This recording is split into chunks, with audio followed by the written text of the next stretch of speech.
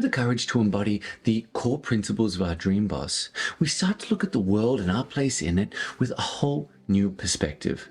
Because when we invest in ourselves, we come to implicitly understand that choosing love over hate in any given situation casts a ripple effect of its own. This lesson borrows from none other than Elon Musk, the world's richest man and, more importantly, real-life inspiration for Iron Man's Tony Stark. For your consideration, the Jericho.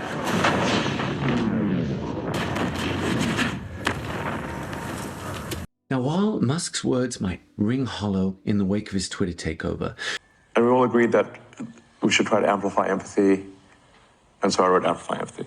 the idea itself is truly liberating and one that has been of great benefit in my life. Which brings me to this great quote from Maya Angelou. I think we all have empathy. We may not have the courage to display it. Maya Angelou's wise words brought back some unsavory memories from my formative years in film school. For while it was a life-changing experience that went a long way to exercising my demons, not all of them went without a fight. We thank thee, Lord, that in thy mercy... Come on, then.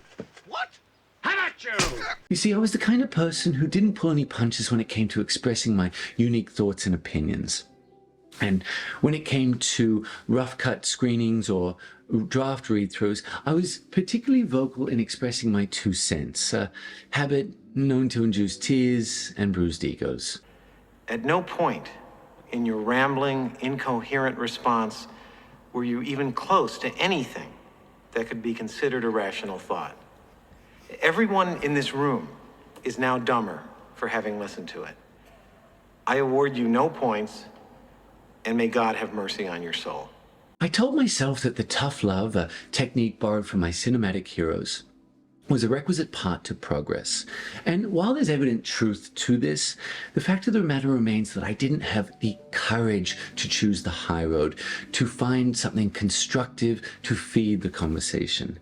And it's this self-discovery that leaves me cringing, to know that I did more harm than good. Pretty pretentious there, Jim. Not easy to follow, you know? A little incoherent, but dancing bears, Nazism, masturbation. What's next? What do you guys think? Man, I hated it. Hey, it was better than a Warhol picture, man. No, it wasn't. It was worse. A guy sleeping for 7 hours. All right, hold it down. Hold it. Let's ask the filmmaker what he... You're bringing me down. Shut up. Mr. Morris? I quit. This unsavory memory offers a silver lining of sorts, because when we feel like a victim, depleted, overworked, and overwhelmed by life, we are incapable of empathy towards anyone else, let alone ourselves. Ever since I started working,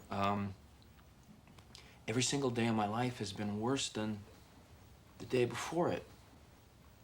So that means that every single day that you see me, that's on the worst day of my life. What about today? Is today the worst day of your life? Yeah.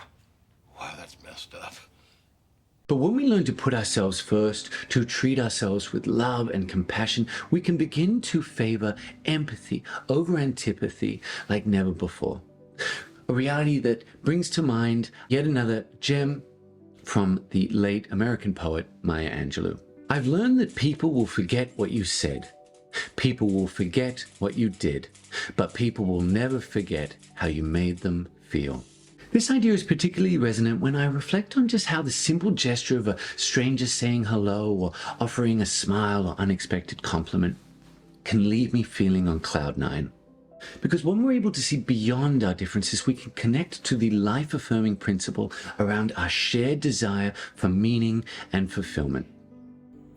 Empathy is our superpower.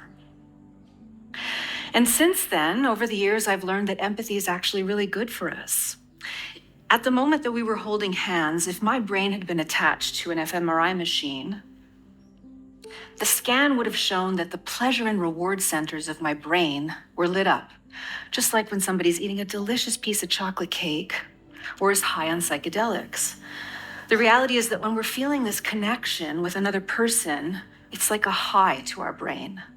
And it's actually really good for our bodies too, because all that empathic connection, it actually replaces the stressful hormones like cortisol with the feel-good hormones of serotonin and oxytocin. So guys, in closing, if you take one lesson from today, let it be Jerzy Gregorek's Simply Divine life advice.